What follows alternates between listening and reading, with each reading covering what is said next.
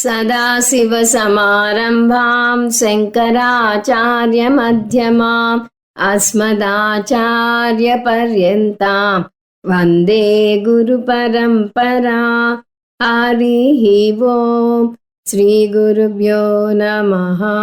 హరిః ఓం. వసుదేవసుతం దేవం కంసచానూరమర్దనం దేవకీ పరమానందం కృష్ణం వందే జగద్గురుం.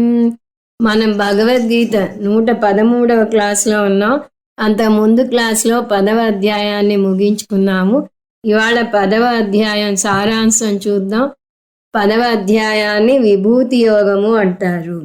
ఈ అధ్యాయం భగవద్గీత యొక్క మధ్యమ షట్కంలో వస్తుంది, అంటే 2వ షట్కంలో వస్తుంది. భగవద్గీతను 3 షట్కాలుగా విభజించి చూస్తున్నాము.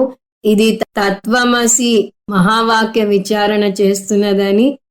మొదటి షట్కంలో త్వం పద విచారణ, 2వ షట్కంలో తత్పద విచారణ, 3వ షట్కంలో అసిపద విచారణ వస్తుందని చూసాము. తత్ అంటే ఈశ్వర స్వరూపం. ఈ 2వ షట్కం 7 నుంచి 12 అధ్యాయాల వరకు ఉన్నది ఈశ్వర స్వరూపాన్ని చర్చిస్తుంది. అందువల్ల మనకి ఈశ్వరుని గురించి స్పష్టంగా అర్థమవుతుంది. మొదటి షట్కంలో జీవుడు అంటే ఆత్మ ప్లస్ అనాత్మల మేలు కలయిక. మనం అనాత్మతో మమేకం చెందుతున్నాము, ఆత్మ వైపు తిరగాలి అని చూసాం. ఇప్పుడు 2వ షట్కంలో అలాగే ఈశ్వరుడు అంటే ప్రకృతి ప్లస్ పురుషుడు లేదా అపరా ప్రకృతి ప్లస్ పరా ప్రకృతుల మేలు కలయిక. మనం పరా ప్రకృతి గురించిన జ్ఞానం లేక సంసారంలో పడి కొట్టుమిట్టాడుతున్నాము, అపరా ప్రకృతితో మమేకం చెందుతున్నాము. అపరా ప్రకృతి వైపు నుంచి పరా ప్రకృతి వైపు తిరగాలి అని మనకి నెమ్మదిగా చెప్పుకుంటూ వస్తున్నాడు కృష్ణ పరమాత్మ. సాధారణంగా మనకి ఈశ్వర స్వరూపం పూర్తిగా అన్ని గ్రంథాల్లోనూ తెలీదు. ఎందుకంటే ఏ ఆధ్యాత్మిక గ్రంథం చూసినా ఈశ్వరుని నిర్వచనం వచ్చేసరికి సాధారణంగా ఆయన్ను జగత్ కారణంగా వర్ణిస్తారు. జగత్ కారణం అంటే నిమిత్త కారణంగా, ఒక సృష్టికర్తగా జగత్తును సృష్టించాడు. ఇది వినేసరికి మనం భగవంతుని మీద కొన్ని సిద్ధాంతాలను ఏర్పరచుకుంటాం. అవేంటో చూద్దాం. ఒకటి అనుమిత స్వరూపం. శాస్త్రం ఏమంటున్నది? భగవంతుడు సృష్టికర్త అంటున్నది. కానీ మనకు ఎదురయ్యే మొట్టమొదటి సమస్య ఏమిటి? ఆ సృష్టికర్త ఎలా ఉంటాడో తెలీదు. నిజానికి మనం చూసే లౌకిక విషయాలలో కూడా ఆ విషయాలను సృష్టించిన సృష్టికర్తను మనం ప్రత్యక్షంగా చూడలేం. ఈ గది చూసామంటే ఈ గదిని ఎవరు సృష్టించారు మనకి తెలీదు. బల్లకు ఒక సృష్టికర్త ఉన్నాడని తెలుసు, కానీ అతను కనపడాడు. అంటే మామూలుగా కూడా సృష్టికర్త కనపడాడు, కానీ అతను ఉన్నాడని తార్కికంగా తెలుసుకుంటాం. అందువల్లే ఈశ్వరుణ్ణి అనుమిత స్వరూపం అంటారు. అంటే ఈశ్వరుడు ప్రత్యక్షంగా కనపడాడు, కానీ అనుమానం ద్వారా, అనుమానం అంటే శాస్త్రంలో తర్కం ద్వారా తెలుసుకుంటాం. ప్రత్యక్షంగా కనపడని ఈశ్వరుడు ఉన్నాడు అని తర్కం ద్వారా తెలుసుకుంటాం. కాబట్టి ఆయన్ని పరోక్ష ఈశ్వరుడు అంటాం. అంటే భగవంతుని గురించిన మొట్టమొదటి సిద్ధాంతం ఆయన అనుమిత స్వరూపం, ఆయన ప్రత్యక్షంగా కనపడడు అనే విషయం. 2 కల్పిత రూపం. కంటికి కనపడని సృష్టికర్త ఎలా ఉంటాడు? ఈ బల్లను సృష్టించిన అతను ఎలా ఉంటాడు? అతన్ని నేను ఊహించుకోవాలి. అలాగే జగత్తును సృష్టించిన సృష్టికర్త ఎలా ఉంటాడు అంటే ఆయన్ని కూడా ఊహించుకోవాలి. దీన్ని కల్పిత రూపం అంటారంటే ఇంతవరకు మనం చూసిన అంశాలు ఈశ్వరుడు అనుమిత స్వరూపం, పరోక్షం, కల్పిత రూపం. ఈ ఈశ్వరుని మనం ఎలా ఊహించుకుంటాం? ఆయనని మనకన్నా ఉన్నత స్థాయిలో ఊహించుకుంటాం. ఖచ్చితంగా మనిషి అయి ఉండాలి. ఎందుకంటే మనిషే బుద్ధిజీవి. జంతువులకి అంత తెలివితేటలు లేవు. మనిషి మాత్రమే ఏదైనా సృష్టించగలడు. అందువల్ల ఈ జగత్తు యొక్క సృష్టికర్తను ఊహించుకోవాలంటే మానవాకారం ఉన్న భగవంతుడిని ఊహించు. ఈ భగవంతుడు ప్రత్యక్షమా పరోక్షమా? ఖచ్చితంగా పరోక్షమే. ఇందాకే చూసాం ఆ విషయం. ఊహ నుంచి వచ్చిన రూపం, ఎందుకంటే మనం ప్రత్యక్షంగా చూడలేదు. భగవంతుడు కంటికి కనపడడు కాబట్టి ఆయన మనకన్నా తెలివైన వ్యక్తి అయి ఉండాలి. మామూలు మనిషి మామూలు విషయాలను సృష్టిస్తే ఇంత అద్భుతమైన జగత్తును ఇంత సిస్టమాటిక్ గా సృష్టించాలి అంటే ఇంకెంత తెలివితేటలు ఉండి ఉండాలి, ఇంకెంత ప్రజ్ఞా పాఠవాలు ఉండి ఉండాలి. అందువల్ల మనకు ఒక తల ఉంటే భగవంతునికి 4 తలలు 5 తలలు ఉన్నట్టుగా ఊహించు. అందువల్ల ఆయన సర్వజ్ఞుడు అని అంటాం. అలాగే భగవంతుడు సర్వశక్తిమంతుడు కూడా అయి ఉండాలి. ఎందుకంటే ఒక మామూలు బల్లనో ఒక గదినో సృష్టించాలంటేనే కొంత శక్తి కావాలి. అంటే ఇంత అద్భుతాలతో కూడిన జగత్తును ఇంత అందంగా సృష్టించాలి అంటే ఇంకెంత శక్తి ఉండి ఉండాలి. అందువల్ల భగవంతునికి ఉండే చేతులను కూడా పెంచుతాం. సో భగవంతునికి 4 చేతులు 8 చేతులు ఉన్నట్టుగా చూపిస్తాం. అలా భగవంతునికి ఒక మానవాకారం ఇస్తాం, తలలు ఎక్కువ ఇస్తాం, చేతులు ఎక్కువ ఇస్తాం. ఏ రంగులో ఉంటాడు అక్కడితో పూర్తి అవ్వలేదు భగవంతుని వర్ణన. భగవంతుడు నల్లగా ఉంటాడా, తెల్లగా ఉంటాడా, పసుపు వర్ణంలో ఉంటాడా, గోధుమ వర్ణంలో ఉంటాడా, అంతేనా? స్త్రీనా పురుషుడా అంతా అయోమయంగా ఉంది. శాస్త్రంలో తొంగి చూద్దామంటే శాస్త్రం అనేక రూపాలను ఇచ్చింది. రాముడు, శివుడు, విష్ణుమూర్తి, కృష్ణుడు, దేవి, ఇలా ఎంతో మంది ఉన్నారు. దేవి పురాణంలో చూస్తే శక్తి స్వరూపిణి, ఆమె అమ్మలగన్న అమ్మ, త్రిమూర్తులకే శక్తి అని వర్ణన వస్తుంది. అందువల్ల మన అయోమయం ఇంకా తీరలేదు. భగవంతుడి గురించి ఇంతవరకు మనకు తెలిసిందేమిటి? భగవంతుడు అనే దైవం ఉన్నాడు, ఆయన కంటికి కనపడడు, మనకన్నా శక్తిమంతుడు, మనకన్నా సర్వజ్ఞుడు. ఆయన రూపాన్ని ఊహించుకోవాలి అంటే ఎలా ఊహించుకోవాలి? ఆ భగవంతుడు ఒక్కడా అనేకమా అంటే అదృష్టం బాగుండి ఆ భగవంతుడు ఒక్కడే అంటుంది శాస్త్రం. అయినా సమస్య తీరలేదు. భగవంతుడు ఒక్కడే గాని మనకి తెలిసిన అనేక భగవంతులలో ఎవరు ఆ ఒక్కడు? ఏ రూపం ఆయనది? భగవంతుని గురించి నీలమేఘ శ్యాముడు అంటాం, పీతాంబరధారి అంటాం. ఇన్ని రూపాలుంటే ఈ రూపాల్లో ఏ రూపాన్ని తీసుకోవాలి? ఏది ఆయన అసలు రూపం, ఏది ఆయన వేసుకున్న రూపం? దీనికి కూడా రకరకాల జవాబులు వస్తాయి. విష్ణు భక్తుడు విష్ణుమూర్తి అసలు స్వరూపం, తక్కినవన్నీ వేషాలు అంటాడు. అలాగే శివభక్తుని అడిగితే శివుడే అసలు స్వరూపం, తక్కినవన్నీ వేషాలంటాడు. అదే దేవి భక్తుని అడిగితే దేవి మాత్రమే అసలు స్వరూపం, తక్కినవన్నీ వేషాలు అంటారు. ఇప్పుడు మన సమస్య ఏమిటి? దేవుని అసలు స్వరూపం ఏమిటి? ఈ రూపాల్లో ఏది నిజమో మనకి తెలియదు. ఇవన్నీ మనం ఊహించుకున్న రూపాలే. శాస్త్రం ఏమో ఈశ్వర దర్శనం అయితే మీకు మోక్షం కలుగుతుంది అంటుంది. ఇప్పుడు ఈశ్వర దర్శనం అవ్వటం ఎలా? పరమేశ్వరుని దర్శనం ఎప్పుడు అవుతుంది? లేదా విష్ణుమూర్తి దర్శనం ఎప్పుడు అవుతుంది? అసలు ఎప్పటికన్నా దర్శనం అవుతుందా? మన పురాణాల్లో కొంతమంది భక్తులకు భగవద్ దర్శనం అయింది అని వస్తుంది. త్యాగరాజుకి రామ దర్శనం అయింది, మీరాబాయికి కృష్ణ దర్శనం అయింది. ఆ విధంగా మనకు కూడా ఎప్పుడైనా భగవద్ దర్శనం అవుతుందా?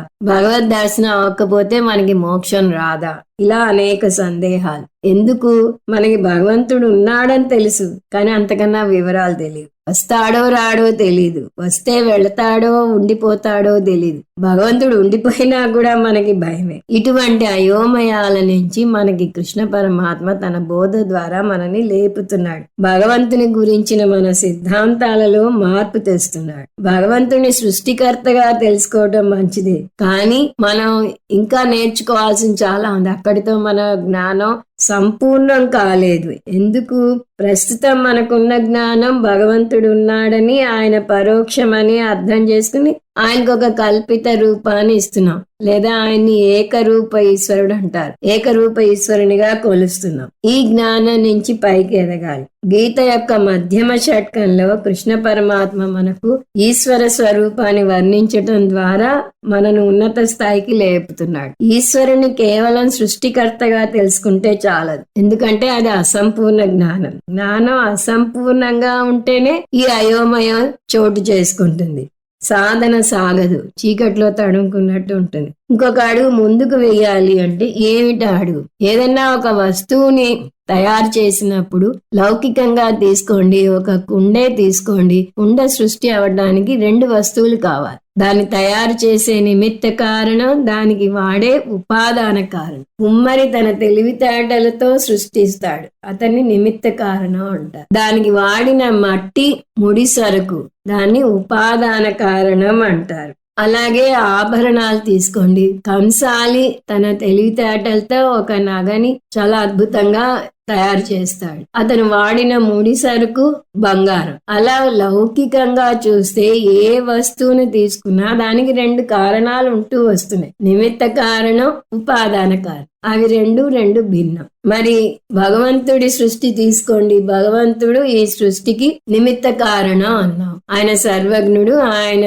తెలివితేటల వల్ల ఈ సృష్టి వచ్చింది. మరి ఈ సృష్టికి లేదా ఈ జగత్తుకి ఉపాదాన కారణం ఏది?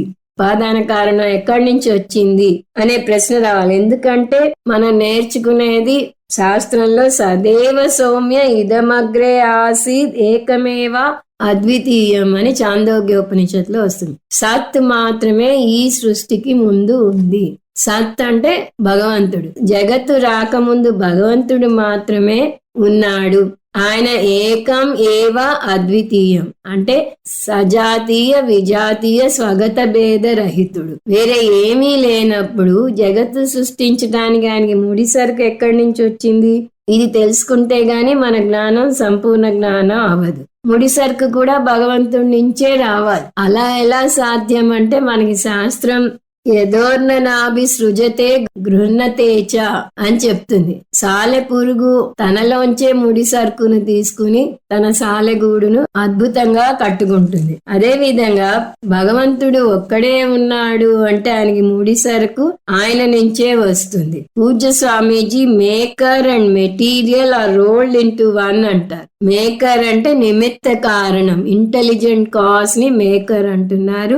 మెటీరియల్ కాజ్ ఉపాదాన కారణాన్ని మెటీరియల్ అంటున్నారు. So maker and material are rolled into one అని పూజ్య స్వామీజీ ఎప్పుడు చెప్తుంటారు. సో భగవంతుడే నిమిత్త కారణము ఉపాదాన కారణము కూడా. దీన్నే అభిన్న నిమిత్త ఉపాదాన కారణం అని అంటాం. నిమిత్త కారణం చేతన తత్వం, ఉపాదాన కారణం అచేతన తత్వం. అంటే భగవంతుడే చేతన అచేతన తత్వం. దీన్నే పరా అపరా ప్రకృతిగా 7వ అధ్యాయంలో చూసాం. ఇది వేదాంతంలో అతి ముఖ్యమైన అంశం. భగవంతుడే ముడి సరుకు అంటే ఉపాదాన కారణం, భగవంతుడే సృష్టికర్త అంటే నిమిత్త కారణం కూడా. అంటే దీని నుంచి కొన్ని ఉపసిద్ధాంతాలను ఏర్పరచుకోవచ్చు. ఏమిటవి? మొట్టమొదటిది, ఒక కార్యం యొక్క ఉపాదాన కారణం ఆ కార్యానికి భిన్నగా ఉండదు. ఇంకో విధంగా చెప్పాలంటే ఉపాదాన కారణం కార్యం అంతటా ఉంటుంది. మట్టి కుండలో ఎక్కడ ఉంది? కుండ అంతటా ఉంది. బంగారం ఆభరణంలో ఎక్కడ ఉంది? ఆభరణం అంతటా ఉంది. లేదు ఆభరణంలో బంగారం లేదు అని మీరు అనేటట్టయితే సరే నాకు మీ ఆభరణాన్ని ఇచ్చేసి బంగారం మీరు తీసుకుపోండి అంటాను. అలా చేయగలరా? బంగారాన్ని విడదీసి ఆభరణంగా చూడలేరు. అది బంగారు ఆభరణమే కాబట్టి ఒక చిన్న ముక్కు పుడకైనా మనం జాగ్రత్తగా బీరువాలో దాచుకుంటాం, దాని విలువ తెలుసు కాబట్టి. అంటే ఈ సూత్రం ప్రకారం ఉపాదాన కారణం ఎన్నడూ కార్యానికి భిన్నంగా ఉండదు. ఇప్పుడు ఇంకొక ప్రశ్న, ఉపాదాన కారణం కంటికి కనిపించే కారణమా ఊహించే కారణమా? ఇప్పుడు నా కంటికి ఎదురుగా ఆభరణం ఉంది, దీని చేతిలో పట్టుకుని బంగారం ఎక్కడుంది నాకు చూపించండి అంటే అర్థం లేని ప్రశ్న. బంగారం ఉందని ఊహించుకోవాలా? బంగారం చక్కగా కనిపిస్తుంది, కార్యంలో కారణం చక్కగా కనిపిస్తుంది. ఉపాదాన కారణాన్ని ఊహించుకోనవసరం లేదు. నిజానికి ఉపాదాన కారణం లేకుండా కార్యానికి విడిగా ఉనికి లేదు. అందువల్లనే కార్యాన్ని మిథ్య అంటాం. మిథ్య అంటే ఉపాదాన కారణం లేకుండా దానికి విడిగా ఉనికి లేదు కాబట్టి అది అస్వతంత్రం, కాబట్టి దాన్ని మిథ్య అంటున్నాం. అదే కారణం తీసుకుంటే కార్యం లేకుండా కూడా కారణం ఉంటుంది. కుండ లేకుండా మట్టి ఉంటుంది, కానీ మట్టి లేకుండా కుండ ఉండలేదు. అది భేదం. అందువల్ల ఈశ్వరుని ఇప్పుడు మనం ఊహించుకోని అవసరం లేదు. ఎక్కడో ఉన్నాడు అని బాధపడని అవసరం లేదు. ఎక్కడో లేడు, ప్రత్యక్షంగా కనిపిస్తున్నాడు, పరోక్షం కాదు. నిమిత్త కారణం అనేసరికి ఏమన్నాం? పరోక్షం అన్నాం. ఇప్పుడు ఉపాదాన కారణం అయ్యేసరికి ప్రత్యక్షం అంటున్నాం. దీనితో మన భావన పూర్తిగా మారుతుంది. ఈశ్వరుడు ప్రత్యక్షమా పరోక్షమా? ఈశ్వరుడు ప్రత్యక్ష సిద్ధం. ఆభరణాన్ని చేతిలో పట్టుకుని నాకు స్వర్ణ దర్శనం కావాలి అనటం ఎంత అర్థం లేని ప్రశ్న.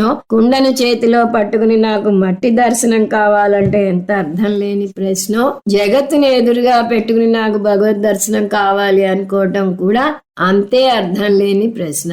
ఆభరణంలో బంగారం, కుండలో మట్టి ప్రత్యక్ష సిద్ధాలు. అలాగే జగత్తుని ముందు పెట్టుకుని భగవద్ దర్శనం కావాలి అనుకుంటే భగవంతుడు అంతటా ఉన్నాడు, జగత్తు అంతటా ఉన్నాడు.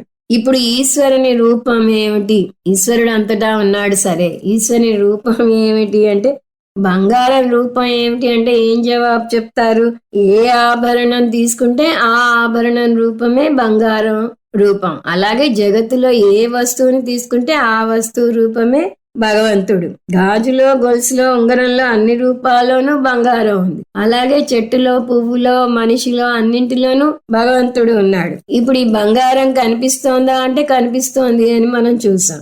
అలాగే కృష్ణ పరమాత్మ కూడా చెప్తున్నాడు, అన్ని రకాల కనిపించే రూపాలు భగవంతుని రూపాలే. ఈ రూపాలన్నీ మన కళ్ళ ముందే ఉన్నాయి. అందువల్ల భగవంతునికి ఇప్పుడు మనం ఒక కల్పిత రూపం ఇవ్వనవసరం లేదు. మొదట్లో భగవంతుని నిర్వచనాలు మనం పెట్టుకున్నవి ఏమిటి? అనుమిత స్వరూపం అన్నాం. అంటే అనుమానం ద్వారా అరైవ్ అయ్యాం, తర్కం ద్వారా అరైవ్ అయ్యాము, ఆయన పరోక్షం అన్నాం. కానీ ఇక్కడ తర్కం ద్వారా కాదు, ఉపాదాన కారణం కంటికి కనిపిస్తుంది కాబట్టి ఆయన ఉపాదాన కారణంగా ప్రత్యక్షం అంటున్నాం. అలాగే అక్కడ కల్పిత రూపం అన్నాం, నిమిత్త కారణం గురించి చెప్పేటప్పుడు. ఇక్కడ ఎలా ఉంటాడు అంటే ఏ వస్తువులో ఉంటే ఆ వస్తువు ఆకారంలో ఉంటాడు. ఆ నామరూపాల ద్వారా భగవంతుడు కనిపిస్తాడు. అందువల్ల భగవంతునికి కల్పిత రూపం ఇవ్వనవసరం లేదు. ఈశ్వరునికి ప్రత్యక్ష రూపం ఉంది.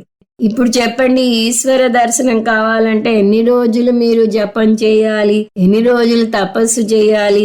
ఈశ్వర దర్శనం కోసం తపస్సు చేయాలి లేదా జపం చేయాలి అని అనుకున్నారంటేనే ఈశ్వర జ్ఞానం సంపూర్ణంగా అర్థం కానట్టు అర్థం. జపం చేయాలి అనుకోవటం అసంపూర్ణ జ్ఞానం కిందకి వస్తుంది. అసంపూర్ణ జ్ఞానం ఏమిటి? ఈశ్వరుణ్ణి కేవలం నిమిత్త కారణంగా తెలుసుకోవటం. సంపూర్ణ జ్ఞానం ఏమిటి? ఈశ్వరుడు నిమిత్త కారణమే కాదు, ఉపాదాన కారణం కూడా. నిమిత్త కారణం అన్నప్పుడు ఏకరూప ఈశ్వరుని చూస్తాం. మనం భక్తిలో అనేక కోణాల్లో భగవంతుని చూడటం చూసాం. నిమిత్త కారణంగా చూస్తే అది ఏకరూప ఈశ్వరునిగా కొలవటం. ఉపాదాన కారణంగా చూస్తే అనేక రూప ఈశ్వరునిగా కొలవటం. అనేక రూప ఈశ్వరుడు అంటే అనేక దేవుళ్ళు కాదు అని పదే పదే చూసాం. అనేక రూప ఈశ్వరుడు అంటే మీరు ఏ దేవుణ్ణి కొలుస్తున్నారో ఆ దేవుడే అంతటా ఉన్నాడు, సర్వవ్యాపకంగా ఉన్నాడు అని తెలుసుకోవటం. అంటే ఏకరూప ఈశ్వరుని స్థాయి నుంచి అనేక రూప ఈశ్వరుని స్థాయికి వస్తారు. ఇప్పుడు ఈ అనేక రూప ఈశ్వరుని స్థాయికి అంటే ఉపాదాన కారణంగా భగవంతుని అర్థం చేసుకుంటే భగవద్ దర్శనం కోసం మీరు ఎదురు చూడనవసరం లేదు. ఎందుకంటే ఏది చూసినా ఈశ్వర దర్శనమే అవుతుంది. గాజు చూస్తే స్వర్ణ దర్శనం అవుతోంది, ఉంగరం చూస్తే స్వర్ణ దర్శనం అవుతోంది, గొలుసు చూస్తే స్వర్ణ దర్శనం అవుతుంది. అంటే సర్వత్ర స్వర్ణ దర్శనం. సో ఒకవేళ మీకు ఏదైనా ఆందోళన ఉండి తీరాలి అంటే దేని మీద ఉండాలి?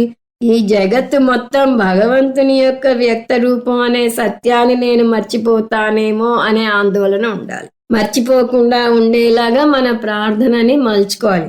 ఓ దేవా, నేను ఏది చూసినా నీ వ్యక్త రూపాన్నే అనే విషయాన్ని మర్చిపోకుండా ఉండేలా చేయి అని ప్రార్థన చేయాలి. అలా జగత్తు అంతటా ఈశ్వరుని చూడగలగటాన్ని విశ్వరూప దర్శనం లేదా అనేక రూప దర్శనం అంటారు అని చూసాం. ఎప్పుడైతే ఇటువంటి విశ్వరూప దర్శనం అవుతుందో అప్పుడు ఇంకా సృష్టిలో ఏ అద్భుతాన్ని చూసినా కూడా మనం దాని ఈశ్వర మహిమగా చూస్తాం. సర్వత్ర ఈశ్వర విభూతి దర్శనం ఏవ భవతి. ఈ విధంగా విశ్వరూప భక్తునికి ఏది చూసినా ఈశ్వరుని విభూతిగా తోస్తుంది. అలాంటప్పుడు అతను ఈశ్వరుని లీల కోసం ఎదురు చూడడు. ఈశ్వరుడు ఏ దీర్ఘ రోగాన్నో నయం చేయాలి, అప్పుడే ఆయన లీలను గుర్తిస్తాను అని అన్నాడు.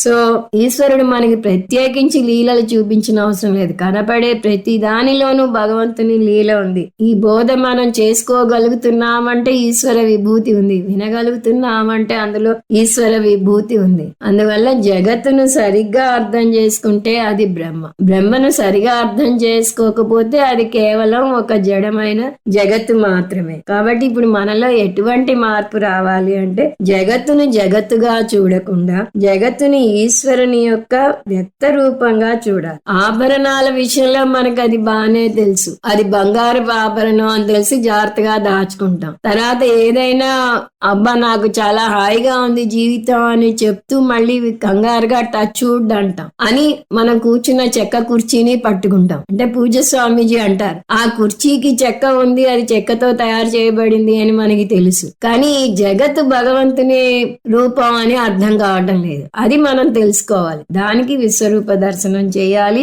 విభూతి యోగం సరిగా అర్థం చేసుకోవాలి. ఈ భావననే కృష్ణ పరమాత్మ 7వ అధ్యాయంలో మొదలుపెట్టి 9వ అధ్యాయంలో కూడా చెప్పి విభూతి యోగం పేరున్న ఈ 10వ అధ్యాయంలో కూడా కొనసాగించాడు. ఈ నేపథ్యంతో ఈ అధ్యాయం సారాంశాన్ని చూద్దాం. 10వ అధ్యాయాన్ని ప్రధానంగా 4 భాగాలుగా విభజించవచ్చు. అవి 1 ఈశ్వర స్వరూప జ్ఞానం శ్లోకాలు 1 నుంచి 11 వరకు, 2 అర్జునుని కోరిక శ్లోకాలు 12 నుంచి 18 వరకు, 3 ఈశ్వర విభూతి జ్ఞానం శ్లోకాలు 19 నుంచి 41 వరకు, 4 ఉపసంహారం శ్లోకం 42. ఇప్పుడు ఒక్కొక్క అంశాన్ని చూసుకుందాం. 1 ఈశ్వర స్వరూప జ్ఞానం శ్లోకాలు 1 నుంచి 11 వరకు. ఇందులో మొదటి 3 శ్లోకాల్లో కృష్ణ పరమాత్మే స్వయంగా కారణం చెప్తున్నాడు. అంత ముందే విభూతి గురించి మళ్ళీ చెప్పినా కూడా మళ్ళీ ఇక్కడ ఎందుకు చెప్తున్నాడు అంటే 3 కారణాలు చెప్పాడు. నువ్వు నా ప్రియ శిష్యుడివి కాబట్టి నీకు చెప్తున్నాను అన్నాడు. ఎందుకు ప్రియ శిష్యుడు అయ్యాడు అంటే శ్రద్ధగా వింటున్నాడు కాబట్టి. దాని తర్వాత ఇది నీకు మేలు చేస్తుంది కాబట్టి చెప్తున్నాను అన్నాడు. దాని తర్వాత నా విభూతుల గురించి నేను మాత్రమే పూర్తిగా నీకు చెప్పగలను. తర్వాత వచ్చిన వారంతా బ్రహ్మతో సహా అందరూ కార్యానికి కారణం గురించి పూర్తి జ్ఞానం ఉండదు. మనకు తల్లిదండ్రుల గురించి ఎలా పూర్తి జ్ఞానం ఉండదో అలా వారికి పూర్తి జ్ఞానం ఉండదు. అందువల్ల నేనే నీకు చెప్పగల సమర్థుణ్ణి కాబట్టి నేను నీకు చెప్తున్నాను అని చెప్పాడు. దాని తర్వాత ఈశ్వర స్వరూపం గురించి చెప్పాడు. ఈశ్వర స్వరూపం ఏంటి? ఇంతవరకు మనం చూసుకొచ్చినది భగవంతుడు నిమిత్త కారణమే కాదు, ఉపాదాన కారణం కూడా. అలా 2 ఒకటే ఉన్నది మనకి శాస్త్రంలో మనకి తెలిసిన విషయంలోనే ఉదాహరణ ఉంది. ఇందాకే చూసాం, యథోర్ణనాభి సృజ్యతే గృహ్ణతేచ. శాస్త్రం సాలెపురుగుని ఉదాహరణగా ఇస్తుంది. సాలెపురుగు తనలోంచే దారాన్ని తీసి తన సాలెగూడును కట్టుకుంటుంది. ఆ విధంగా పరాప్రకృతి అపరాప్రకృతి కూడా భగవంతుడే. పరాప్రకృతి అంటే నిమిత్త కారణం, అపరాప్రకృతి అంటే ఉపాదాన కారణం. ఈ రెండింటిని కలిపి శాస్త్రంలో అభిన్న నిమిత్త ఉపాదాన కారణం అంటాం. కృష్ణ పరమాత్మ ఈ అధ్యాయంలో చెప్పాడు, బాహ్య ప్రపంచమే నా వ్యక్త రూపం కాదు, ఆంతర ప్రపంచం అయిన ఆలోచనలు కూడా నా వ్యక్త రూపమే అన్నాడు. దీనికి స్వప్నం ఒక గొప్ప ఉదాహరణ. స్వప్నంలో నా మనసు చర అచర స్వప్న ప్రపంచంగా వ్యక్తమవుతుంది. నా స్వప్నంలో కనిపించే కొండ, దాన్ని ఎక్కే మనిషి, కొండ నుంచి వస్తున్న జలపాతం అన్నీ నేనే. అలాగే జాగ్రత్త ప్రపంచంలో బాహ్య ఆంతర ప్రపంచం అంతా ఈశ్వరుడే.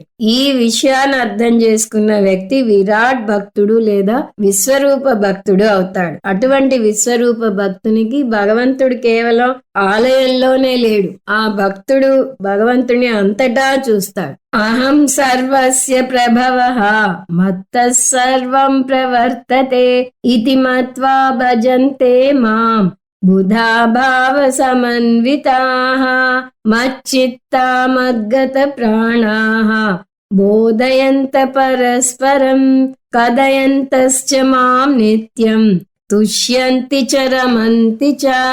అంటే విరాట్ భక్తుడు ఎవరిని చూసినా అతన్ని భగవంతునిగా భావిస్తాడు. సహస్ర శీర్ష పురుష అని వస్తుంది. సహస్ర శీర్ష పురుష అంటే విష్ణుమూర్తిని నిజంగా 1000 తలలతో ఉన్నట్టుగా ఊహించుకోకూడదు. ఎవరి తల చూసినా అది విష్ణుమూర్తిదే అని అర్థం చేసుకోవాలి. ఎవరి చేతులు చూసినా విష్ణుమూర్తివే. అందువల్లనే మన సాంప్రదాయంలో ఎదుటి వ్యక్తికి షేక్ హ్యాండ్ ఇవ్వకుండా నమస్కారం పెడతాం. ఆ పెడుతున్న నమస్కారం అతనికి కాదు, అతనిలో ఉన్న దైవానికి. నమస్తే అంటే నమః తే. ఉపాధి పరంగా నువ్వు నేను వేరు కావచ్చు, కానీ ఇద్దరి ఉపాధులలోనూ ఉన్న వ్యక్తి ఈశ్వరుడే. రూపాలు అనేకం, ఈశ్వరుడు ఏకం. ఏకం సారం నిత్యం సత్యం అని భగవంతుని వర్ణన ముండకోపనిషత్తులో వస్తుంది. అందువల్ల ఎదుటి వ్యక్తి ఎటువంటి వాడైనా కూడా అతనికి నమస్కారం చేస్తాను. మచ్చిత్త మద్గత ప్రాణాహ అంటే ఏది చూసినా ఈ విశ్వరూప దర్శనం చేసే భక్తులు వాటిలో భగవంతుణ్ణే చూస్తారు. అంతేకాదు వారంతటా భగవంతుని చూస్తారు కాబట్టి ఏది వచ్చినా కూడా ఈశ్వర ప్రసాదంగా స్వీకరిస్తారు. ఏ ప్రతిఫలం వచ్చినా, ఏ అనుభవం కలిగినా కూడా దాన్ని సంతోషంగా చిరునవ్వుతో స్వీకరిస్తారు. మత్త సర్వం ప్రవర్తతే. వారికి వచ్చిన ఆనందకరమైన అనుభవాలు ఈశ్వరుడి నుంచే వచ్చాయంటారు, బాధాకరమైనది ఈశ్వరుడి నుంచే వచ్చాయి అనుకుంటారు. అన్ని భగవత్ ప్రసాదాలే వారికి. ఇతి మత్వా భజంతే మాం బుధా భావ సమన్వితాః. ఈ విధంగా కృష్ణ పరమాత్మ విరాట్ స్వరూపం గురించి చెప్పాడు, విరాట్ భక్తుల గురించి కూడా వర్ణించాడు. ఇది 2వ స్థాయి భక్తి. అక్కడే కృష్ణ పరమాత్మ ఒక హామీ పత్రం కూడా ఇచ్చాడు. ఎవరైతే ఈ విశ్వరూప దర్శనానికి వస్తారో వారిని చివరి దర్శనం అయిన అరూప ఈశ్వర దర్శనం నేనే చేయిస్తాను అంటున్నాడు. అంటే దానికి కావాల్సిన గురువుని ఏర్పాటు చేస్తాను, గురువు శాస్త్రం నుంచి బోధించేలాగా చేస్తాను, వారికి కావాల్సిన జ్ఞాన యోగ్యత ప్రాప్తిని కలగజేస్తాను అని చెప్పాడు అక్కడ. అందువల్ల ఏకరూప భక్తి నుంచి అనేక రూప భక్తి వచ్చి దాని నుంచి అరూప భక్తికి రావాలి. అప్పుడే జ్ఞానం పొందుతారు. జ్ఞాన యోగ్యత ప్రాప్తి వస్తుంది అంతే. అనేక రూప భక్తికి వస్తే జ్ఞానం రావాలి, మోక్షం రావాలి అంటే అరూప భక్తికి వచ్చి తీరాలి. ఎందుకంటే మనం అంత ముందు కూడా చూసాం, అనేక రూప ఈశ్వర జ్ఞానం పొందితే అది మోక్షాన్ని పూర్తిగా ఇవ్వదు, 90% మోక్షం వస్తుంది అనొచ్చు అని చూసాం. అలా మోక్షాన్ని నిర్వచించకూడదు అన్నా కూడా కొంత అర్థం కావటం కోసం అలా చెప్తాం. కానీ పూర్తి జ్ఞానం పొందితేనే, అరూప ఈశ్వరునికి వస్తేనే మోక్షం కలుగుతుంది. అనేక రూప ఈశ్వరంలో నామరూపాలు ఉంటాయి, వాటికి దేశకాల పరిమితులు ఉంటాయి. విశ్వరూప ఈశ్వరునికి కూడా దేశకాల పరిమితి ఉంటుంది. అందువల్ల మిమ్మల్ని విశ్వరూప ఈశ్వరునికి కూడా అతీతంగా అరూప ఈశ్వరునికి తీసుకెళ్తాను అని కృష్ణ పరమాత్మే హామీ ఇస్తున్నాడు. అరూప ఈశ్వరుడు దేశకాల అతీతం, సచ్చిత్ ఆనంద స్వరూప్. తేషాం సతతయుక్తానాం భజతాం ప్రీతి పూర్వకం దదామి బుద్ధియోగం తం ఏన మాముపయాంతి తే. బుద్ధియోగం అంటే జ్ఞానయోగం. వాళ్ళు జ్ఞానయోగం పొందేలాగా నేను చేస్తాను అని కృష్ణ పరమాత్మ హామీ ఇచ్చాడు అని చూసాం. సో ఇది మొదటి అంశం. ఇప్పుడు 2వ అంశంలోకి వెళ్దాం. అర్జునుని కోరిక శ్లోకాలు 12 నుంచి 18 వరకు. 12 నుంచి 18 శ్లోకాల్లో అర్జునుడు కృష్ణ పరమాత్మను ఒక కోరిక కోరాడు. ఏమిటది? నీ విభూతుల గురించి విస్తారంగా చెప్పు అని అన్నాడు. విభూతి అసలు అర్థం వేరే ఉంది. విభూతి అంటే ఐశ్వర్యం అని ఒక అర్థం ఉంది, పవిత్రమైన బూడిద అని ఇంకో అర్థం ఉంది. వీటికి 2 కారణాలు ఉన్నాయి. ఒకటి, విభూతి పిడకల నుంచి వస్తుంది. పిడకలు ఆవు పేడ నుంచి వస్తాయి. ఆవు లక్ష్మీదేవికి నెలవు, లక్ష్మీదేవి ఐశ్వర్యానికి చిహ్నం.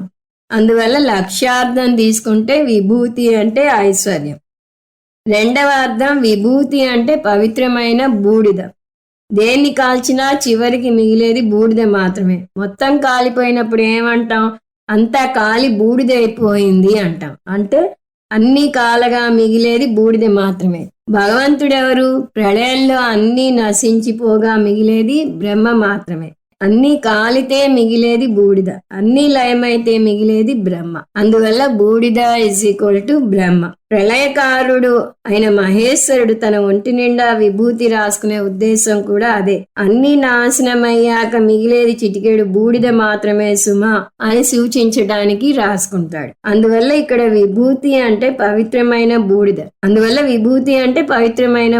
కానీ ఇక్కడ ఈ 2 అర్థాలు అంటే ఐశ్వర్యం, పవిత్రమైన బూడిద, ఈ 2 అర్థాలు కుదరవు. ఇక్కడ అధ్యాయం 10లో విభూతి అంటే భగవంతుని యొక్క ప్రత్యేకమైన మహిమలు. అందువల్ల విభూతి యోగం సారం ఏమిటి అంటే ఈ జగత్తు ఈశ్వరుని యొక్క ప్రకటిత రూపం అని అర్థం చేసుకోవడమే. జగత్తులో కనిపించే విభూతులను భగవంతుని ప్రత్యేక దర్శనం అని అర్థం చేసుకోవాలి. ఆ విధంగా భగవంతుడు మనకు 2 రకాలుగా దర్శనమిస్తాడు. ఒకటి ఒక ఆకార రూపంలో ప్రత్యక్షం అవటం, ఇంకొకటి ప్రత్యేక రూపంలో దర్శనం ఇవ్వటం. భూతి అంటే ప్రత్యక్షం అవటం లేదా కనిపించటం లేదా తెలియటం. భూతి అంటే కనిపించటం అన్నాం కదా. గొలుసు బంగారం యొక్క భూతి, ఉంగరం బంగారం యొక్క భూతి, కుర్చీ చెక్క యొక్క భూతి. అదే సూత్రం ప్రకారం ఈ సృష్టి మొత్తం భగవంతుని యొక్క భూతి లేదా భావన. 10వ అధ్యాయంలో కృష్ణ పరమాత్మ మొత్తం అన్ని ప్రకటిత రూపాల గురించి చెప్పాడు. ప్రత్యేకించి కొన్ని విశేష ప్రకటిత రూపాల గురించి చెప్తాడు. విశేష అంటే ప్రముఖమైనవి, ప్రత్యేకమైనవి, అసాధారణమైనవి. భూతి అంటే కనబడటం అని చూసాం. విభూతి వి+ భూతి అంటే భగవంతుని యొక్క విశేషమైన, ప్రకటితమైన, ప్రముఖమైన, అసాధారణమైన అంశాలు. ఈ విశేష అంశాల గురించి చెప్పటం వల్ల ఈ జగత్తులో ఏ విభూతిని చూసినా భగవంతుణ్ణి గుర్తు తెచ్చుకుంటారు.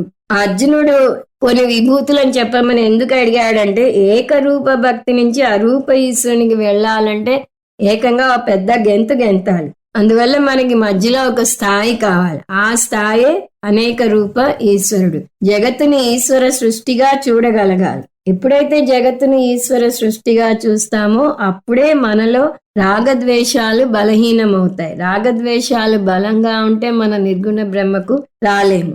రాగద్వేషాలను పారద్రోలాలి అంటే అన్నింటిలోనూ భగవంతుణ్ణి చూడగలగాలి. ఉన్నదంతా భగవంతుడైన అర్థం చేసుకున్నాక దేనన్నా ఎలా ద్వేషిస్తాము? అంత మాత్రాన నాగపాముని చూసి ద్వేషించకూడదు అని దాన్ని చేతిలోకి తీసుకోమని కాదు అర్థం. దాని నుంచి మనం దూరంగా వెళ్ళి రక్షించుకోవాలి. కానీ అది కూడా భగవంతుని సృష్టిలోని ఒక జీవి అని అర్థం చేసుకోవాలి. అందువల్ల రాగద్వేషాలను పోగొట్టుకోవాలి అంటే ఏకరూప ఈశ్వరుని నుంచి అనేక రూప ఈశ్వర ధ్యానానికి ఎదగాలి. అందువల్ల ఓ కృష్ణ, నాకు విశ్వరూప ఈశ్వరుని గురించి మరిన్ని వివరాలు చెప్పు అన్నాడు. ఎందుకు వర్ణించమన్నాడో కారణం కూడా అర్జునుడే చెప్పాడు. విశ్వరూప దర్శనం చాలా విస్తారంగా ఉంది. నా మనసు ఇంద్రియాల శక్తి పరిమితంగా ఉంది. ఒకవైపు చూస్తే ఇంకోవైపు చూడలేను. అలాంటప్పుడు విశ్వరూప ఈశ్వర ధ్యానం చేయాలంటే దేని మీద ధ్యానం చేయాలి? ఇది అర్జునుని సందేహం. అంతేకాదు, అది విన్న కొద్దీ ఇంకా ఇంకా వినాలనిపిస్తోంది అనే ఉత్సుకతను కూడా ప్రదర్శించాడు. అందువల్ల నేను దేని మీద ఉపాసన చేయాలో నాకు తెలియటం కోసం నువ్వు కొన్ని విభూతుల గురించి చెప్పు అన్నాడు. కేషు కేషు చ భావేషు చింత్యోసి భగవన్మయా అన్నాడు. చింత్యోసి అంటే ధ్యానం చేయడానికి ఏది బాగుంటుందో నేను ఎన్నుకోవాలి. అందువల్ల నాకు ఇంకొన్ని చెప్పు అని చెప్పాడు. ఇప్పుడు 3వ అంశం ఈశ్వర విభూతి జ్ఞానం. శ్లోకాలు 19 నుంచి 41 వరకు. 19 నుంచి 41 శ్లోకాల వరకు కృష్ణ పరమాత్మ తన విభూతులను వివరించాడు. విభూతి అంటే ఇప్పుడే చూసాం, విశేషమైన, ప్రత్యేకమైన, అసాధారణమైన ప్రకటిత రూపం. భూమి సస్యశ్యామలంగా ఉందంటే, భూమి మీద జీవరాశులు ఉన్నాయంటే దానికి కారణం సూర్య భగవానుడు. అందువల్ల సూర్య భగవానుడు ఒక విభూతి. అగ్ని, వాయువు, భూమి అన్ని భగవంతుని విభూతులే. అనేక విభూతులు చెప్పాడు. మనం వాటిని ఇప్పుడు ఇంకొక కోణంలోంచి చూద్దాము. అంటే వీలున్నంత వరకు కొంత క్లాసిఫికేషన్ చేయటం జరిగింది. ముందు చెట్లు, పక్షులు, జంతువులు చూద్దాం. వృక్షాలలో అశ్వత్థ వృక్షం నేను అన్నాడు. సో భగవంతుడు వృక్షాలలో అశ్వత్థ వృక్షం, అశ్వాలలో ఉచ్చైశ్రవం, గజేంద్రులలో ఐరావతం, ధేనువులలో కామధేనువు, సర్పాలలో వాసుకి, నాగులలో ఆదిశేషుడు, జలచరాలలో మకరం, నదులలో గంగానది. సో ఇవన్నీ మన చుట్టూ ఉన్న ప్రకృతిలో ఉన్న చెట్లు, జంతువులు, పక్షులు అందులో వచ్చేసాయి. తర్వాత మనిషికి సంబంధించినవి చూస్తే ఇంద్రియాలలో మనసు, కోరికలలో మన్మధుడు, వ్యసనాలలో జూదం, ప్రతిభావంతులలో తేజస్సు, జ్ఞానులలో జ్ఞానం, సాత్విక పురుషులలో సత్వగుణం, యదువంశంలో వాసుదేవుడు, పాండవులలో ధనుంజయుడు, మునులలో వ్యాసుడు, త్రికాల దర్శకులలో శుక్రాచార్యుడు, మనుషులలో రాజు, రాజులలో రాజనీతి, రహస్యాలలో మౌనం అన్నాడు. దాని తర్వాత వేదం పరంగా తీసుకుంటే అక్షరాలలో అకారం, పదాలలో ఓంకారం, వేదాలలో సామవేదం, సామవేద మంత్రాల్లో బృహత్సామ, విద్యలలో ఆధ్యాత్మ విద్య, ఛందస్సులలో గాయత్రి మంత్రం, వాద ప్రతివాదాలలో వాదం, సమాసాలలో ద్వంద్వ సమాసం అని చెప్పాడు. ఇంకొక కోణంలోంచి చూస్తే యజ్ఞాలలో జపయజ్ఞం, ఆయుధాలలో వజ్రాయుధం, ఆయుధాలను ధరించిన వారిలో రాముడు, శిక్షించే వారిలో దండం, నెలలలో మార్గశీర్షం. ఇప్పుడు దైవ పరంగా చూస్తే, దేవతల పరంగా చూస్తే ఆదిత్యులలో విష్ణువు, రుద్రులలో శంకరుడు, వసువులలో అగ్ని, జ్యోతులలో సూర్యుడు, మరుద్గణాలలో మరీచి, నక్షత్రాలలో చంద్రుడు, దేవతలలో ఇంద్రుడు, పురోహితులలో బృహస్పతి, యక్షులు రాక్షసులలో కుబేరుడు, సైనికులలో స్కందుడు, దేవర్షులలో నారదుడు, గంధర్వులలో చిత్రరథుడు, సిద్ధులలో కపిలముని, పర్వతాలలో మేరువు, స్థావరాలలో హిమాలయం, సరస్సులలో సాగరుడు, జలదేవతలలో వరుణుడు, పితృదేవతలలో అర్యముడు, రాక్షసులలో ప్రహ్లాదుడు, గణించే వారిలో చిత్రగుప్తుడు, శుద్ధి చేసేవారిలో వాయువు, స్త్రీ దేవతలలో కీర్తి, శ్రీ, వాక్, స్మృతి, మేధ, ధృతి, క్షమ. ఇవి కాక కొన్ని విడిగా చెప్పాడు. నేను అక్షయ కాలతత్వాన్ని అన్నాడు. నేను కర్మఫలదాతను అన్నాడు. నేను విశ్వతోముఖుణ్ణి అన్నాడు. నేను అన్నింటినీ హరించే మృత్యువును అన్నాడు. భవిష్యత్తులో పుట్టబోయే ఐశ్వర్యాన్ని అన్నాడు. ఇదంతా సగుణ రూపం వర్ణన. కృష్ణ పరమాత్మ చెప్పిన ఆర్డర్లో మనం చూడలేదు. వీళ్ళంత వరకు వాటిని ఒక కేటగిరీ కింద తీసుకున్నాం, దానివల్ల గుర్తుండటానికి వీలుగా ఉంటుంది అని. మన స్వామీజీ ఈ చాప్టర్ సమ్మరీ ఇంకో సందర్భంలో చెప్పినప్పుడు కేవలం వేదానికి సంబంధించినవి తీసుకున్నారు. అవేమిటో కూడా ఒకసారి చూద్దాం. వేదాలకు సంబంధించిన విభూతులను మాత్రమే చూద్దాము అని చెప్పారు అక్కడ. మొదటిది వేదాలలో సామవేదాన్ని నేను అన్నారు. దానికి కృష్ణ పరమాత్మ వాడిన పదాలు వేదానాం సామవేదోస్మి. వేదాలలో నేను సామవేదాన్ని అని అంటున్నాడు. మనకి 4 వేదాలున్నా కూడా సామవేదం నేర్చుకోవడం కష్టం కాబట్టి అది అన్నాడు అని మనం చూసాం. గీత రూపాహ మంత్రాహ సామ మంత్రాహ అని అంటారు, పాడటానికి వీలుగా ఉంటాయి కాబట్టి. స్వామీజీ చెప్పిన రెండవది విద్యలలో ఆత్మ విద్యను నేను అన్నాడు. ఆధ్యాత్మ విద్య విద్యానాం అన్నాడు. అంటే విద్యలలో ఆత్మ విద్యను నేను అన్నాడు. ఎందుకంటే వేదాలలోని బోధను ఆధారంగా చేసుకుని చెప్తున్నాడు ఈ అంశాన్ని. వేదాలను ప్రధానంగా 2 భాగాలుగా విభజిస్తారు. వేద పూర్వ భాగం, వేద అంత భాగం. వేద పూర్వ భాగం లౌకిక విద్యలను ఎలా పొందాలో నేర్పిస్తే, వేద అంత భాగం బ్రహ్మ విద్యను నేర్పిస్తుంది. వేద పూర్వ భాగంలో పుత్రులను ఎలా పొందాలి, పశువులను అంటే ఐశ్వర్యాన్ని ఎలా పొందాలి, వీటన్నిటికీ యజ్ఞయాగాలు ఏం చేయాలి, అవన్నీ వస్తాయి. కానీ వేద అంత భాగంలో ప్రపంచాన్ని మీకు కావలసినట్టుగా మలుచుకోవాలనటం అర్థం లేని పని. మీకున్న తక్కువ జ్ఞానంతో, మీకున్న తక్కువ పరిమితులతో ప్రపంచాన్ని మార్చడానికి ప్రయత్నించటం వల్ల మీరు ఆశించిన ఆనందాన్ని పొందలేరు అంటుంది వేదాంతం. మీరు ప్రపంచాన్ని మార్చడానికి ప్రయత్నించి ఒకవేళ మార్చినా కూడా అది ఎప్పటికీ ఒకేలా ఉండదు. మీ మనసు కూడా ఎప్పటికీ ఒకేలా ఉండదు. అందువల్ల ప్రపంచాన్ని మార్చాలనుకోవటం అర్థం లేని పని. కాబట్టి శాశ్వతమైన ఫలాన్ని కర్మల ద్వారా పొందలేరు, ఆత్మజ్ఞానం వల్లనే పొందగలరు అని అర్థం చేసుకోవాలి. అందువల్ల ఆత్మజ్ఞానం పరిస్థితులు ఎలా ఉన్నా కూడా మీరు తట్టుకుని నిలబడగలిగే ఆత్మస్థైర్యాన్ని మీకు అందజేస్తుంది. అందువల్ల దీని ఆధ్యాత్మ విద్య అంటారు. అందువల్ల కృష్ణ పరమాత్మ నేను విద్యలలో ఆధ్యాత్మ విద్యను అంటున్నాడు. 3 యజ్ఞాలలో జపయజ్ఞం నేను, యజ్ఞానాం జపయజ్ఞోస్మి అని కృష్ణ పరమాత్మ చెప్పాడు. ఇది వైదిక యజ్ఞంలోకి వస్తుంది. వేదాలలో అనేక సాధనలు, అనేక కర్మలు వస్తాయి. వాటిలో కొన్నింటిని కృష్ణ పరమాత్మ అధ్యాయం 4లో పేర్కొన్నాడు. అనేక యజ్ఞాలు ఉన్నాయి, అనేక సాధనలు ఉన్నాయి. కానీ అన్నింటిలోకి జపయజ్ఞం తేలిక. ఎందుకంటే 4 కారణాలు చూసాం. వాటికి ఖర్చుతో సంబంధం లేదు, వర్ణాశ్రమ ధర్మాలతో సంబంధం లేదు, అందరికీ సమానంగా అందుబాటులో ఉంటుంది. అందువల్ల జపయజ్ఞం శ్రేష్టం అన్నారు. దాని తర్వాత 4వ అంశం ఛందస్సులలో గాయత్రి ఛందస్సును నేను అన్నాడు. గాయత్రి ఛందసామహం అన్నాడు. ఛందస్సులలో గాయత్రి ఛందస్సు నేను అన్నాడు. 4 వేదాలలో అనేక మంత్రాలు ఉన్నాయి. వేదాలు సాక్షాత్తు పరమాత్మ నుంచే వచ్చాయి కాబట్టి అన్ని శ్రేష్టమైనవి. కానీ శ్రేష్టమైన వాటిల్లో శ్రేష్టమైన మంత్రం గాయత్రి మంత్రం. గాయత్రి మంత్రం యొక్క ప్రత్యేకత మనం అనేక చోట చూస్తాం. గాయత్రి మంత్రాన్ని ఉపనయనం చేసేటప్పుడు ప్రతి ద్విజునికి బోధిస్తారు. గాయత్రి మంత్రం జపిస్తే మొత్తం వేదాలను జపించినంత అర్థం వస్తుంది. ఆయాతు వరదాదేవి అక్షరం బ్రహ్మ సంహితం. బ్రహ్మ సంహితంలో బ్రహ్మ అంటే వేదాలు, సంహితం అంటే వేదాలతో సమానమైనది. అందువల్ల గాయత్రి జపం చేస్తే 1 కాదు 3 వేదాల పారాయణం చేసినంత ఫలితం వస్తుంది. గాయత్రి మంత్రం మీకు అందరికీ తెలిసిందే. తత్సవితుర్వరేణ్యం భర్గో దేవస్య ధీమహి ధియో యో న ప్రచోదయాత్. జపం చేయడానికి వీలుగా ఓం భూర్భువస్వః కలుపుతారు. ఇందులో 3 పాదాలు ఉన్నాయి. ఇవి 3 వేదాల సారం అని కూడా చూసాం. కలియుగంలో మనుషులకి వేదాలను అధ్యయనం చేసే తీరిక ఉండదు కాబట్టి బ్రహ్మ గాయత్రి మంత్రాన్ని వేదాల సారంగా చేశాడు అని చెప్తారు.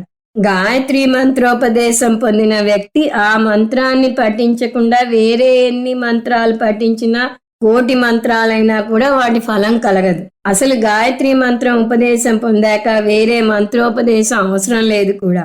ఆ ఒక్క మంత్రమే చాలు. అదే ఎదురు చూడని శక్తులను ఎదుర్కొని ఆధ్యాత్మిక ఎదుగుదలకు తోడ్పడుతుంది. అందువల్ల గాయత్రి మంత్రం శ్రేష్టమైన మంత్రం. 5 పదాలలో ఏకాక్షరమైన ఓంకారాన్ని నేను గిరాం అస్మేకం అక్షరం అన్నాడు కృష్ణ పరమాత్మ. గిరాం అంటే పదాలలో ఓంకారాన్ని నేను అన్నాడు. వేదాలను బ్రహ్మ చిలికినప్పుడు గాయత్రి మంత్రం వచ్చిందని అక్కడ ఆగాం. ఆ గాయత్రి మంత్రాన్ని కూడా ఇంకా కుదిస్తే ఓంకారం వచ్చింది అని చూస్తాం. గాయత్రి మంత్ర సారం 3 వ్యాహృతులు. తత్సవితుర్వరేణ్యం సారం భూహు, భర్గో దేవస్య ధీమహి సారం భువః, ధియో యో న ప్రచోదయాత్ సారం సువః. సో గాయత్రి మంత్ర సారం ఈ 3 వ్యాహృతులు భూ భువ సువః. ఈ 3 వ్యాహృతులను కూడా జపించే తీరిక లేని వారి కోసం వాటిని ఏకాక్షరంగా కుదించాడు బ్రహ్మ. భూహు ఆ, భువః ఊ, సువః మా. వాటిని ఆ ఊ మాలను కలిపితే ఓం వస్తుంది. అందువల్ల ఓంకారం జపిస్తేనే వేదాలను జపించినంత పుణ్యం వస్తుంది. అందువల్లనే గాయత్రి మంత్రం పఠించే ముందు ఓంతో మొదలు పెడతాం. అక్షరాలలో అకారాన్ని నేను అక్షరాణం అకారోస్మి. అక్షరాల అకారాన్ని నేను అన్నాడు కృష్ణ పరమాత్మ. వేదాలలో అనేక అక్షరాలు ఉన్నాయి. ఉదాహరణకు అగ్ని పదం తీసుకుంటే అందులోని అక్షరాలు ఆ ప్లస్ గు ప్లస్ నా ప్లస్ ఈ ప్లస్ విసర్గ. కానీ అకారం చాలా ప్రాథమిక అక్షరం లేదా ప్రాథమిక శబ్దం. మన నోరు తెరిచి గాలి వదిలితేనే ఆ అనే శబ్దం వస్తుంది. అది ఏ దేశస్తులు తెరిచినా అలాగే శబ్దం వస్తుంది. అందువల్ల కృష్ణ పరమాత్మ అక్షరాలలో నేను అకారాన్ని అన్నాడు. ఈ కోణంలో చూస్తే ఇలా కొన్ని విభూతులను చూసాము. ఇవి కాక కృష్ణ పరమాత్మ ఈ విభూతులను చెప్పే ముందు ముగించే ముందు 2 ముఖ్యమైన వాటి గురించి చెప్పాడు. ఏమిటవి? ఆరంభించే ముందు మనలో ఉన్న చిత్ అంశం గురించి చెప్పాడు. అహమాత్మా గుడాకేశ సర్వభూతాశయ స్థితః అన్నాడు. అంటే ఈ శరీరం చైతన్యవంతంగా ఉంది అంటే దేని వల్ల? మనలో ఉన్న చైతన్యం వల్ల. ఆ చైతన్యమే నా యొక్క గొప్ప విభూతి అన్నాడు. తర్వాత ముగించే ముందు యచ్చాపి సర్వభూతానాం బీజం తదహం అర్జున అన్నాడు. అంటే ఒక చిత్ మాత్రమే కాదు, సత్ కూడా నేనే అన్నాడు. ఈ జగత్తుకి ఉనికి కూడా నేను అరువు ఇచ్చినదే అని చెప్తున్నాడు.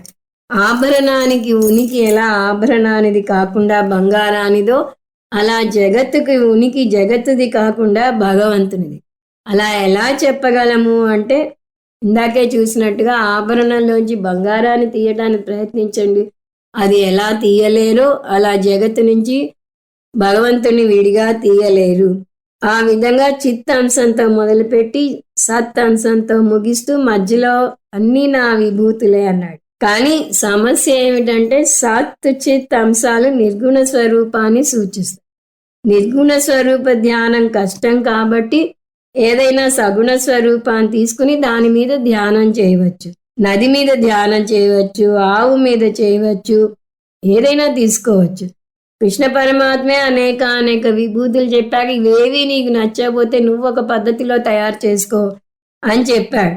అలా విభూతులను ఎలా చూడాలో ఒక సూచన కూడా ఇచ్చాడు. ఏమన్నాడు? యద్యద్ విభూతిమత్ సత్వం శ్రీమదూర్జితమేవ వా తత్తదేవావగచ్చత్వం మమ తేజోంస సంభవం. జగత్తులో అద్భుతమైన దాని దేని చూసినా నీకు అది భగవంతుని విభూతే అని అర్థం చేసుకో అన్నాడు. శక్తివంతమైన దాన్ని దేని చూసినా కూడా భగవంతుని విభూతే. ఈ విభూతులు ఇన్నే అని చెప్పడానికి వీల్లేదు. ఎందుకంటే భగవంతుని విభూతులకు అంతమే లేదు అని కృష్ణ పరమాత్మే చెప్పాడు. నాంతోస్మి అన్నాడు. నా దివ్య విభూతులకు అంతమే లేదు అని చెప్పాడు. చిన్న చీమను చూసినా, ఎగిరే పక్షిని చూసినా అద్భుతంగా ఉంటుంది. పక్షిని చూసి మనం కూడా ఎగరడానికి విమానాలను సృష్టించుకున్నాం. డిస్కవరీ ఛానల్ చూస్తుంటే ఆశ్చర్యం వేస్తుంది. జంతువులు ఎలా అవి ఎన్నో విషయాలు నేర్చుకున్నాయి, ఎలా వాటిని అవి రక్షించుకుంటాయి, అవన్నీ చాలా ఆశ్చర్యంగా ఉంటుంది. సాలెగూడు చూసి సాలెపురుగు మీద కోపం తెచ్చుకునే బదులు దాని మీద కూడా ధ్యానం చేయవచ్చు. భగవంతుని యొక్క విభూతులను వర్ణిస్తూ ఒక భక్తుడు అద్భుతంగా చెప్పాడు. అసితగిరి సమం స్యాత్ కజ్జలం సింధు పాత్రే సురతరువర శాఖ లేఖని పత్రముర్వి లిఖతి అది గృహీత్వా శారదా సర్వకాలం తదపి తవ గుణానామీస పారం న యాతి. శివ మహిమ్నా స్తోత్రం అది. ఒకవేళ సాక్షాత్తు సరస్వతీదేవే భగవంతుని మహిమలను రాయటానికి ప్రయత్నిస్తే ఎలా ఉంటుందో వర్ణిస్తున్నాడు ఈ శ్లోకంలో. మన జ్ఞానం అంతా మిడిమిడి జ్ఞానం, కానీ సరస్వతీదేవి ఎవరు? జ్ఞానానికి అధిష్టాన దేవత. ఆ మహిమలను రాయడానికి సరస్వతీదేవి కలాన్ని తీసుకుందిట. అలా రాయాలంటే ఒక కలం చాలదు, ఒక చెట్టు చాలదు. అందువల్ల ఆవిడ దేవతా వృక్షాలను తీసుకుంది.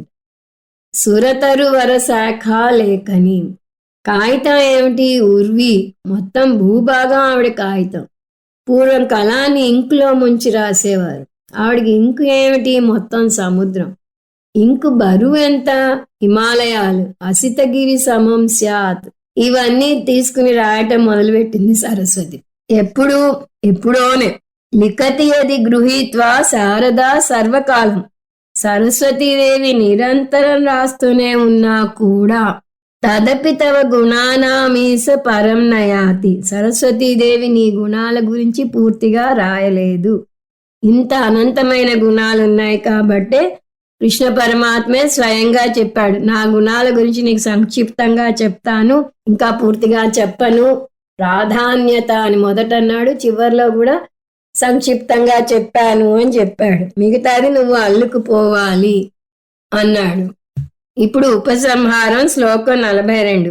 శ్లోకం 42లో ఈ విషయాన్ని ఇంకొక కోణంలోంచి కూడా చూడవచ్చు అన్నాడు కృష్ణ పరమాత్మ. అథవా బహునైతేన కిం జ్ఞాతేన తవార్జున విష్టభ్యాహమిదం కృష్ణం ఏకాంశేన స్థితో జగత్. ఇంతవరకు అనేక విభూతుల గురించి చెప్పుకొచ్చాడు. అనేక వస్తువులు చెప్పి దానిలో ఉన్నాను, దీనిలో ఉన్నాను, దానిలో ఉన్నాను అని అంతా చెప్పుకొచ్చాడు. ఇప్పుడేమో నిజానికి వాటిలో నేను లేను, అవే నాలో ఉన్నాయి అని అన్నాడు. మనం ఇది 3 దశలుగా వేదాంతం నేర్చుకునేటప్పుడు చూసాం. ముందు ఆకాశం గది తీసుకుంటే ఈ గదిలో ఆకాశం ఉంది అంటాం. దాని తర్వాత ఈ గదిలోనే కాదు బయట కూడా ఆకాశం ఉంది అంటాం.